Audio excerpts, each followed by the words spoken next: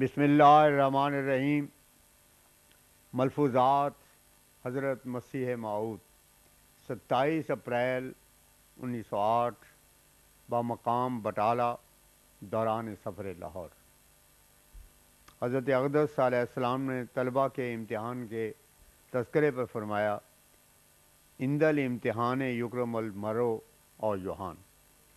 اصل میں لڑکے بھی معذور ہیں، امتحان کے مشکلات بہت سخت ہوتے ہیں۔ جب دنیاوی امتحانوں کا یہ حال ہے تو پھر دینی امتحان کا کیا حال ہے؟ انسان دنیاوی امتحان کے واسطے کیا کیا تیاریاں کرتا ہے، اور کس قدر فکر اور غم اس کو ہوتا ہے، اور کیسی کیسی شاقہ محنت برداشت کرتا ہے۔ بے فکری ہے تو کس سے؟ دینی امتحان سے۔ نہیں محنت کی جاتی تو کس کے واسطے؟ دین کے امتحان کے واسطے۔ اللہ تعالیٰ فرماتا ہے، حسب الناس ان یترکوا ان یقولوا آمنا وہم لا یفتنون، العنکبوت آیت 3۔ اللہ تعالیٰ بھی ایک امتحان کی طرف متوجہ کرتا ہے، اس کا بھی کچھ فکر کرنا چاہیے، اور اس امتحان کے واسطے بھی کچھ تیاری کرنی بس لازمی ہے۔ دیکھو، ہر صدی کے سرے پر جو ایک مجدد آتا ہے وہ بھی اللہ تعالیٰ کا ایک امتحان ہی ہوتا ہے۔ اب اس وقت بھی مسلمانوں کا ایک امتحان ہو رہا ہے۔ خدا تعالیٰ نے ایک معمور بھیجا ہے اور اس کے ساتھ ہزاروں زمینی اور آسمانی نشانات اور تائیدات کر کے روشن نشانوں سے دنیا پر ثابت کر دیا ہے کہ وہ خدا تعالیٰ کی طرف سے ہے۔ اب بھی لوگوں کے امتحان کا وقت ہے، اب بھی یکرم المرء اور یوحان کا نظارہ موجود ہے۔ پس مبارک وہ جو خدائی امتحان کی فکر کرتے ہیں، اور پھر مبارک وہ جو خدائی امتحان میں پاس ہوتے ہیں۔ پھر اسی شخص نے سوال کیا کہ یہ جو بڑی بڑی صورتیں قرآن شریف میں موجود ہیں، کیا یہ یک بارگی نازل ہو گئی تھیں؟ حضور نے فرمایا، خدا تعالیٰ کا کلام ہمیشہ ٹکڑے ٹکڑے نازل ہوتا ہے اور پھر پورا حصہ بن جاتا ہے۔ ہم اس معاملہ میں صاحب تجربہ ہیں، جس طرح سے اب اترتا ہے اسی طرح پہلے اترتا تھا۔ اس میں اعتراض کی بات ہی کیا ہے؟ اور خلاف قانون کس امر کو کہا جاتا ہے؟ خلاف قانون تو جب کوئی کہہ سکتا ہے کہ کوئی اس بات کا دعویٰ کرے کہ اس نے اللہ تعالیٰ کے سارے اسرار کا مطالعہ کر لیا ہے اور سارے قانون قدرت کا اس نے احاطہ کر لیا ہے۔ پھر یہ بھی کہہ سکتا ہے کہ فلاں امر قانون قدرت کے خلاف ہے، مگر جب خدا تعالیٰ کی قدرت کا کوئی انتہا ہی نہیں پا سکا تو پھر یہ دعویٰ کیسے؟ ہمارے الہامات کی کتاب تو بنیاد ہی ہے، مگر شریعت نہیں ہے۔ شریعت وہی ہے جو حضرت صلی اللہ علیہ وسلم لائے تھے، اور جو قرآن شریف نے دنیا کو سکھلائی۔ ایک نقطہ نہ گھٹایا گیا نہ بڑھایا گیا ہے۔ خدا تعالیٰ جس طرح پہلے دیکھتا تھا اب بھی دیکھتا ہے، اسی طرح جس طرح پہلے کلام کرتا تھا اب بھی صفت تکلم اس میں موجود ہے۔ یہ نہیں کہا جا سکتا کہ اب خدا تعالیٰ کلام نہیں کرتا۔ کیا خیال کیا جا سکتا ہے کہ پہلے تو خدا سنتا تھا مگر اب نہیں سنتا؟ پس اللہ تعالیٰ کی تمام صفات جو پہلے موجود تھیں اب بھی اس میں پائی جاتی ہیں۔ خدا تعالیٰ میں تغیر نہیں۔ شریعت چونکہ تکمیل پا چکی ہے، لہٰذا اب کسی نئی شریعت کی ضرورت نہیں ہے۔ چنانچہ اللہ تعالیٰ نے فرمایا کہ اکملت لکم دینکم، المائدہ آیت 4۔ پس اکمال دین کے بعد اور کسی نئی شریعت کی حاجت نہیں۔ پھر فرمایا، خدا تعالیٰ جس کو حکم دیتا ہے اسے فراست بھی عطا فرماتا ہے، بشرطے کہ وہ خود اس پاک جوہر کو شرارت یا تعصب کی قدورت سے مقدر نہ کر دے۔ نیک تباہ حکام کو اللہ تعالیٰ تائید غیبی سے بعض ایسے امور میں جن میں حق و باطل پوشیدہ ہوتا ہے حق ظاہر کر دیتا ہے، فراست صحیحہ سے وہ اس امر کی تہہ تک پہنچ جاتے ہیں، پھر ان کو دلائل کی بھی ضرورت نہیں رہتی۔ ہمارے اس مقدمے کی حالت جو ڈگلس کے سامنے پیش ہوا تھا، اس میں غور کرنے والے کے واسطے کئی نشان موجود ہیں۔ اصل بات یہ ہے کہ فراست اچھی چیز ہے، انسان اندر ہی اندر سمجھ جاتا ہے کہ یہ سچا ہے۔ سچ میں ایک جرأت اور دلیری ہوتی ہے۔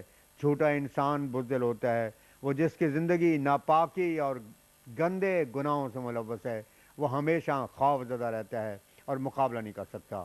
ایک صادق انسان کی طرح دلیری اور جرأت سے اپنی صداقت کا اظہار نہیں کر سکتا اور اپنی پاک دامنی کا ثبوت نہیں دے سکتا۔ دنیاوی معاملات میں غور کر کے دیکھ لو کہ کون ہے جس کو ذرا سی بھی خدا نے خوش حیثیتی عطا کی ہو اور اس کے حاسد نہ ہو۔ ہر خوش حیثیت کے حاسد ضرور ہو جاتے ہیں اور ساتھ ہی لگے رہتے ہیں۔ یہی حال دینی امور کا ہے۔ شیطان بھی اصلاح کا دشمن ہے، پس انسان کو چاہیے کہ اپنے حساب صاف رکھے اور خدا سے معاملہ درست رکھے، خدا کو راضی کرے، پھر کسی سے نہ خوف کھائے اور نہ کسی کی پرواہ کرے۔ ایسے معاملات سے پرہیز کرے جس سے خود ہی مورد عذاب ہو جاوے، مگر یہ سب کچھ بھی تائید غیبی اور توفیق الہی کے سوا نہیں ہو سکتا۔ صرف انسانی کوشش کچھ بنا نہیں سکتی جب تک خدا کا فضل بھی شامل حال نہ ہو۔ خلق الانسان و ضعیفہ النساء 29۔ انسان ناتوان ہے، غلطیوں سے پر ہے، مشکلات چاروں طرف سے گھیرے ہوئے ہیں، پس دعا کرنی چاہیے کہ اللہ تعالیٰ نیکی کی توفیق عطا کرے اور تائیدات غیبی اور فضل کے فیضان کا وارث بنا دے۔ اصل میں توکل یہ ایک ایسی چیز ہے کہ انسان کو کامیاب و بامراد بنا دیتا ہے۔ اللہ تعالیٰ فرماتا ہے من یتوکل علی اللہ فہو حسبہ، سورہ طلاق آیت 10۔ جو اللہ تعالیٰ پر توکل کرتا ہے اللہ تعالیٰ اس کو کافی ہو جاتا ہے، بشرطے کہ سچے دل سے توکل کے اصلی مفہوم کو سمجھ کر صدق کے دل سے قدم رکھنے والا ہو اور صبر کرنے والا اور مشکل مزاج ہو، مشکلات سے ڈر کے پیچھے نہ ہٹ جاوے۔ دنیا گزشتنی ہے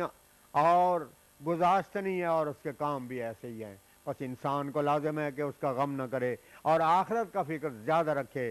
اگر دین کے غم انسان پر غالب آ جاویں تو دنیا کے کاروبار کا خدا متکفل ہو جاتا ہے۔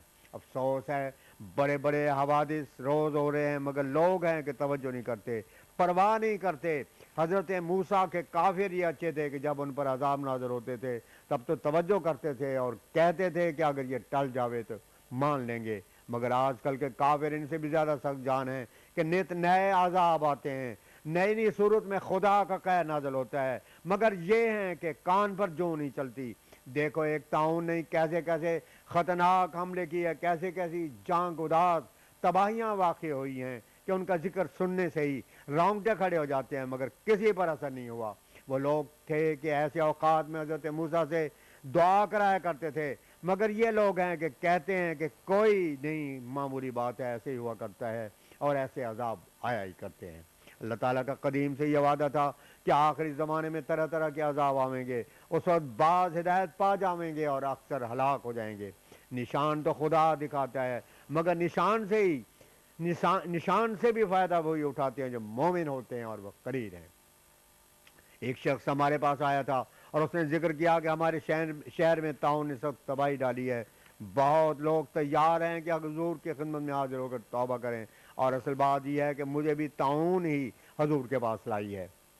اس سال طاعون کسی قدر کم ہے، اس وجہ سے دل بھی سخت ہیں، دلیر ہیں، مگر کسی کو علم کیا کہ آئندہ کیا ہونے والا ہے۔ اب پس مطمئن نہیں رہنا چاہیے اور قبل اس کے کہ عذاب نازل ہو جاوے توبہ کرنی چاہیے اور خدا تعالیٰ کی طرف جھکنا اور حفاظت طلب کرنی چاہیے، مگر یہ سب کچھ اسی کی توفیق سے ہو سکتا ہے۔ انسان کو بعض اوقات شیطان بڑے بڑے وسوسے پیدا کر دیتا ہے، میرے رشتے ناطے ٹوٹ جائیں گے، میرے جاؤ عزت میں فرق آ جائے گا، یا وجوہ معاش بند ہو جائیں گے، یا میرے حکام مجھ سے ناراض ہو جائیں گے، مگر یاد رکھو کہ ہدایت کے قبول کرنے سے یہ سب امور روکتے نہیں۔ گورنمنٹ کو تو کسی مذہب سے کچھ سروکار نہیں، اور پھر خدا تعالیٰ کا فضل ہے کہ ہمارے اصول ہی ایسے نہیں کہ گورنمنٹ ان سے ناراض ہو۔ باقی رہی یہ بات کہ رشتے ٹوٹ جائیں گے یا معاش میں فرق آ جاوے گا، تو یاد رکھنا چاہیے کہ انسان جب خدا تعالیٰ کے واسطے سب کچھ چھوڑتا ہے اور اپنے اوپر مشکلات برداشت کرتا ہے تو خدا تعالیٰ اس کو ضائع نہیں کرتا، بلکہ ہر حال میں اس کا خود مددگار اور کار ساز ہو جاتا ہے۔ 29 اپریل 1908 1908 کو جبکہ بٹالہ سے لاہور کو جانے والی ٹرین امرتسر پہنچی، جس میں حضرت اقدس خلیفۃ اللہ فی حلل الانبیاء علیہ الف الف الصلاۃ والسلام رونق افروز تھے، اور مخلصین جماعت احمدیہ امرتسر صدق اور عقیدت مندی کا ایک نہ رکنے والا جوش اور اپنے آقا و مولا کی زیارت کے واسطے شوق بھرے دل لیے ہوئے پہلے ہی سے اسٹیشن پر موجود تھے۔ ٹرین کے کھڑا ہوتے تمام عقیدت مندان مخلص آگے بڑھ بڑھ کر سعادت مصافہ اور شرف حضوری حاصل کرتے تھے۔ ہر کوئی یہی چاہتا تھا کہ میں آگے بڑھوں، اور ان کے دلوں کا شوق عقیدت ان کے چہروں سے نمایاں تھا۔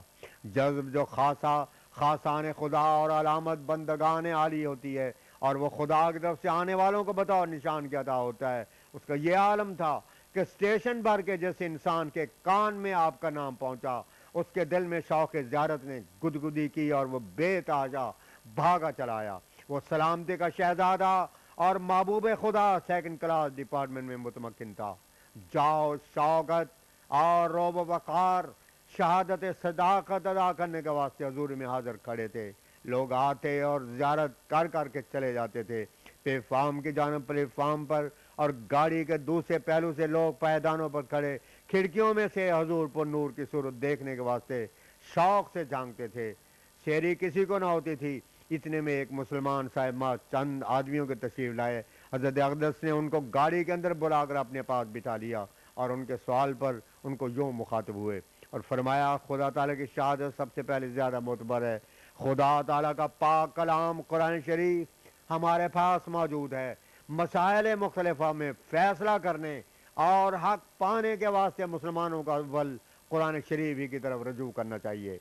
حضرت عیسیٰ کہ حیات ابدی کی کوئی دلیل اگر ان کے پاس ہے تو ان کو چاہیے کہ قرآن کریم کی کوئی آیت پیش کریں۔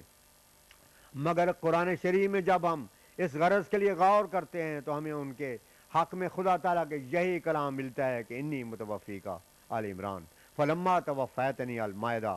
اب جائے غور ہے کہ آیا یہ لفظ قرآن شریف میں کسی اور نبی کے حق میں بھی آیا ہے یا کہ نہیں۔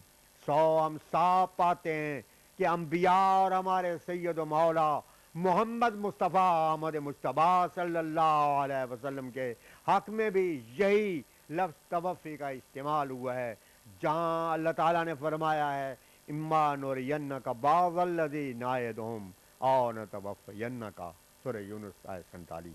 اور پھر حضرت یوسف علیہ السلام کے حق میں بھی یہی لفظ نظر آتا ہے، توفنی مسلمم والحقنی بالصالحین، سورہ یوسف آیت 102۔